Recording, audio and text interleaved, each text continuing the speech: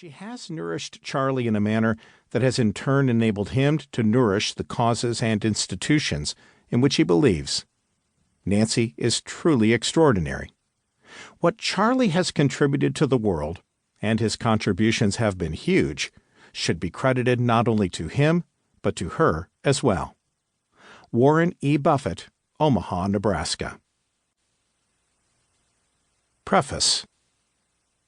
The thousands of shareholders who attend the Berkshire Hathaway annual meeting in Omaha, Nebraska each spring go to see Warren Buffett, but they also are fascinated by the man who sits beside him on the stage and helps the Oracle of Omaha answer questions.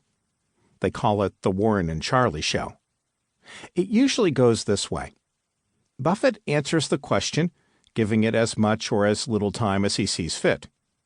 At the end, he turns to his longtime partner, Charles Munger, and asks, "Charlie, do you have anything to add?"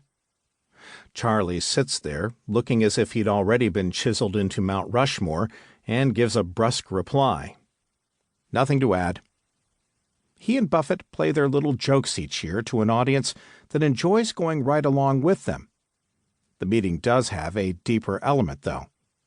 Buffett gives serious thought to the questions, and occasionally something will come over Munger, and he delivers a little lecture based on his long life and abundant experience. When he does speak, Munger has the audience's undivided attention. He has messages that he thinks are important. Deal ethically with others. Face reality. Learn from the mistakes of others, and so forth. He delivers those sermonettes with missionary zeal. Daddy is very conscious of the fact that he represents social values that are not all that common in the business world, said his first daughter, Molly Munger. Munger isn't as wealthy as Buffett, partly because his life is organized differently. He isn't the showman Buffett is, though he can be enormously entertaining. Thanks to these two factors, the Munger family has long enjoyed the privilege of being billionaires without the inconveniences of fame. I told Munger about this book project when I saw him at the Berkshire Hathaway meeting in May 1997, and said I would attend the Wesco Financial Corporation meeting later the same month, and hoped we could talk more about the project at that time. Munger didn't say much except that he didn't think the book would sell many copies.